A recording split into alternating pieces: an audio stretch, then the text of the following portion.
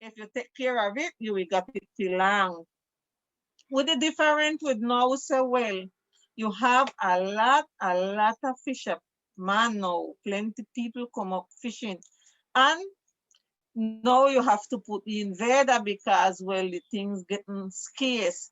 And we have a lot of restaurants. We have the other business them in San Andres with buy if we export the product. So fishing in get now it get more tighter. Or say things slow because it's too much demand now. Well, before the pandemic and before the hurricane. Ok, eso es perfecto para la siguiente pregunta. Pero antes de que continuemos, entonces ya nos cuenta sobre los cambios de la pesca. Dice que antes había menos pescadores en general, que había menos pescadoras mujeres, ¿cierto? Digamos que si bien no hubiera, porque de hecho pues sí había, pues era de todas maneras una actividad principalmente masculina que hoy en día, digamos, a más mujeres han ingresado en la pesca. También nos dice que obviamente no se extraía tanto porque no había, digamos, un comercio tan importante de pescado.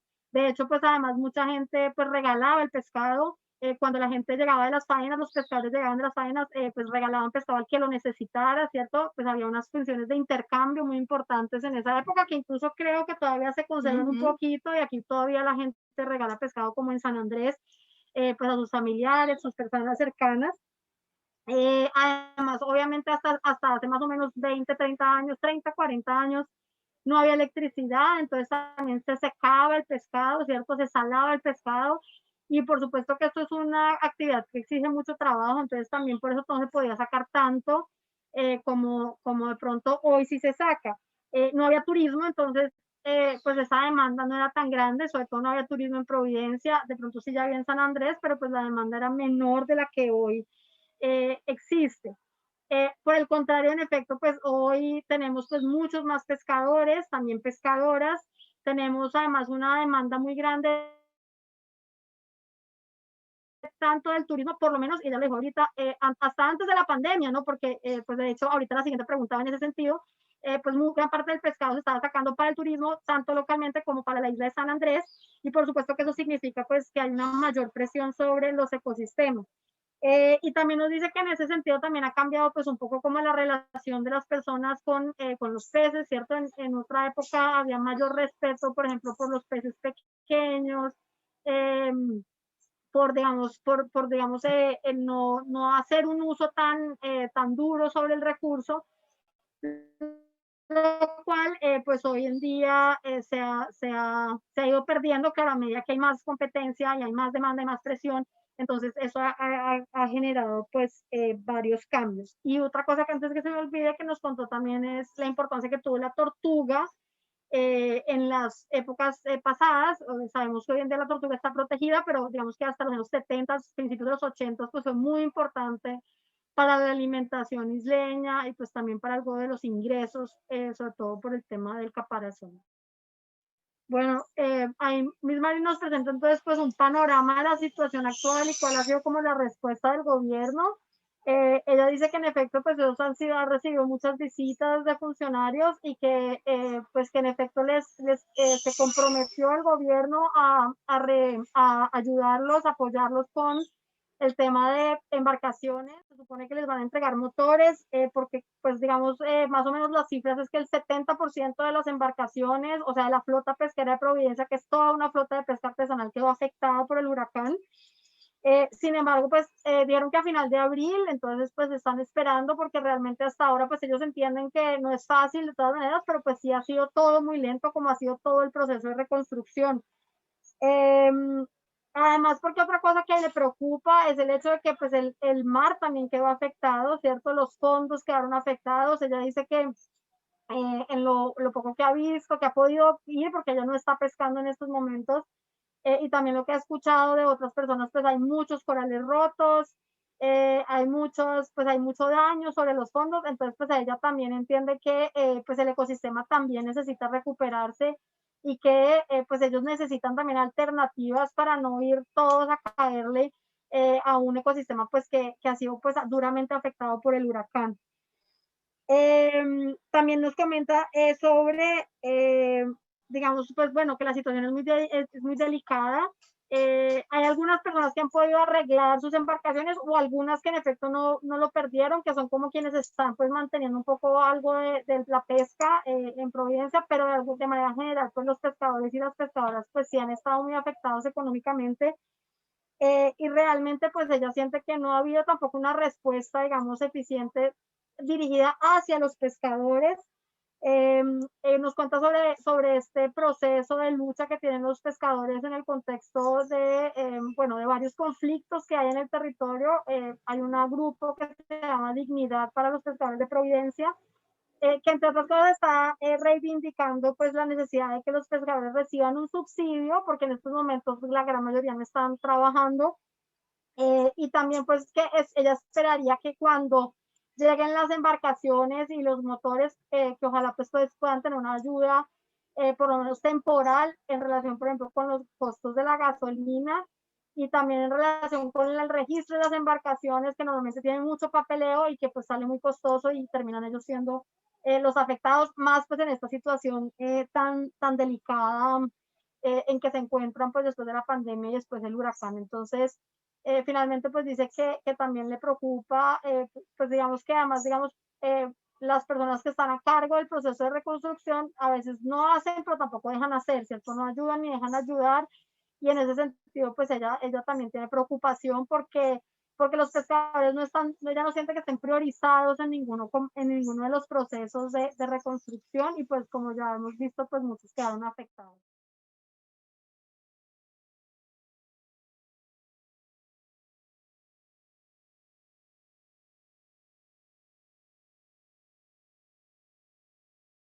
Me parecía importante presentar al pueblo raizal. Ya conocieron a Miss Marlin, que es una mujer raizal, pescadora, ¿cierto? Y pues básicamente pues el pueblo raizal, me imagino que ya ahora habrá hablado en la clase, pues es esta población anglo-afrodescendiente que vive en las islas de San Andrés, Providencia y Santa Catalina, con una historia muy particular, con una relación muy particular con estos ecosistemas marinos, costeros y terrestres que son parte de su territorio.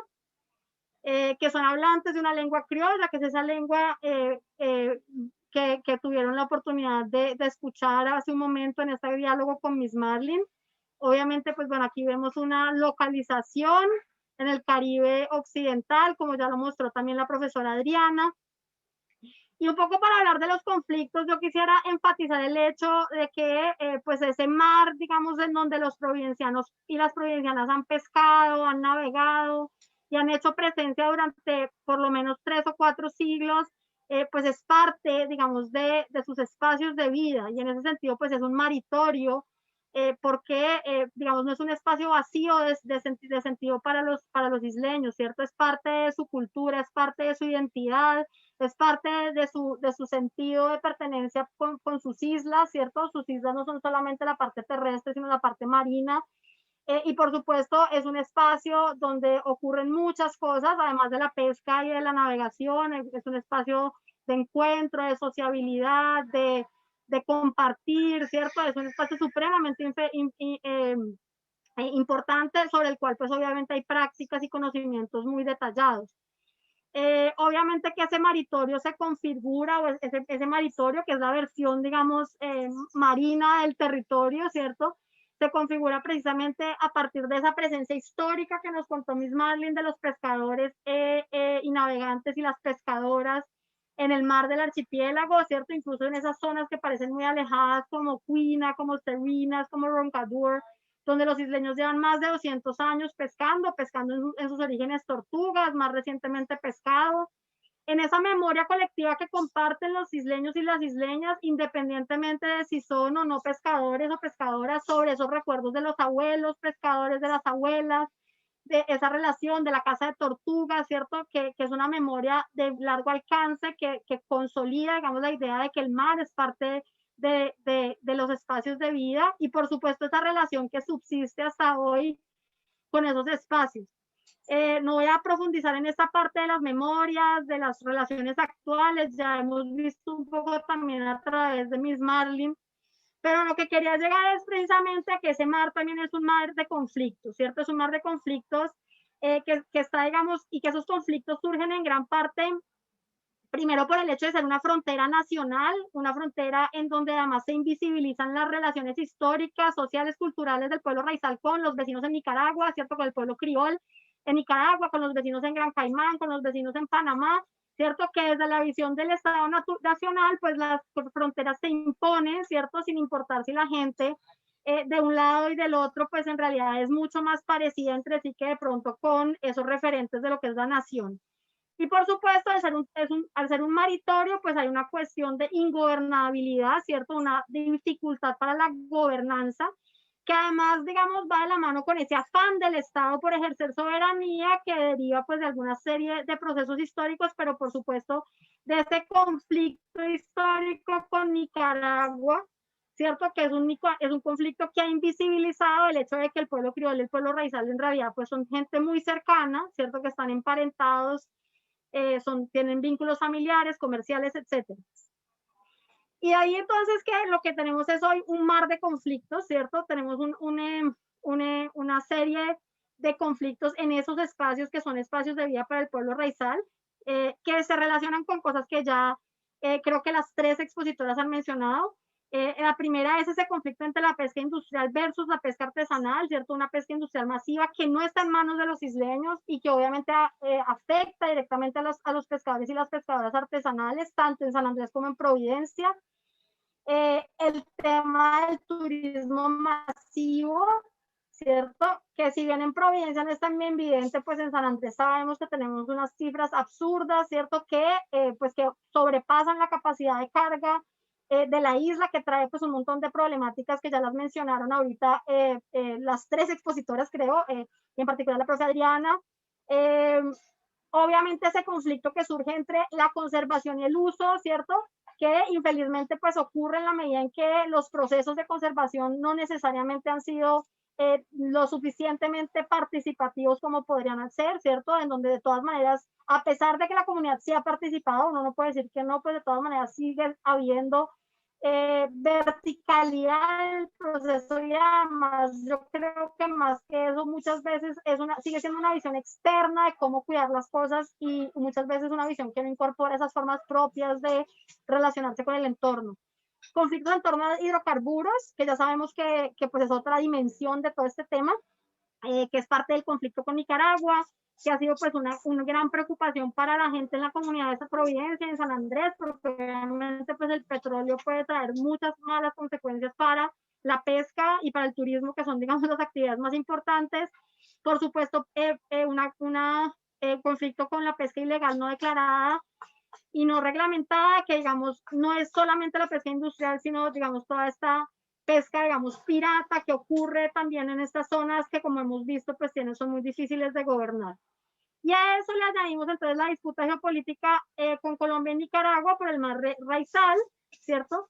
Que de alguna manera lo que viene a hacer es agudizar esos conflictos ya existían, ¿cierto? No son nuevos, la pesca industrial, por ejemplo, está hace más de 50 años en el archipiélago, el turismo también pues está hace mucho tiempo, pero lo que sí va a ser el fallo, un poco, y aquí les muestro, digamos, esta imagen del fallo que ya también la habían mostrado, es agudizar esos conflictos y afectar de manera muy particular a el pueblo raizal. Entonces, porque además en el marco del fallo, pues lo que asistimos es a una pérdida del maritorio, ¿cierto? Si alguien pierde algo en este contexto, no es Colombia, no son los colombianos, digamos directamente, son los raizales, ¿cierto? Porque al final de cuentas son ellos quienes han tenido una relación histórica con esos espacios, ¿cierto? Digamos, si los colombianos pierden algo, pues se entra en la medida en que sus coterráneos lo están perdiendo, ¿cierto? Pero incluso sabemos que para mucha gente pues ni siquiera hay una comprensión real de las pérdidas porque pues la gente ni siquiera tiene una noción de lo que es ese mar, lo cual sí tienen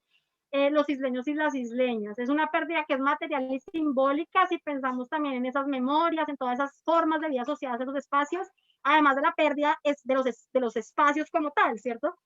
Y ese aumento y agudización de conflictos socioambientales, por una parte, como por ejemplo el aumento en el conflicto con los industriales, porque además los industriales, unos se van para Nicaragua, pero también otros empiezan a entrar en las zonas que habían tenido, digamos, los pescadores artesanales habían seguido manteniendo un poquito de dominio, empiezan a acercarse cada vez más a las islas y obviamente pues hay menos mar, pero hay más competencia, ¿cierto? Y por supuesto, aumento de otro tipo de conflictos, ¿cierto? Porque digamos que hay otras dimensiones, sobre todo en la medida que hay un impacto muy grande de las medidas estatales para mitigar las consecuencias del fallo, ¿cierto? Y ahí precisamente hay que mencionar, por ejemplo, en su momento unos subsidios que se entregaron, ¿cierto? Como una especie de golosina que causaron mucho conflicto entre los pescadores, que además no solucionaron nada porque pues a la gente no le devolvieron el mar, al final de cuentas que era lo que la gente realmente hubiera querido, ¿cierto? Y también, por supuesto, por ejemplo, el aumento del turismo masivo en San Andrés, que también, digamos, un poco, el turismo tiene un crecimiento exponencial en la última década y eso tiene que ver precisamente con también cómo el Estado pues busca orientar hacia allá ese tema.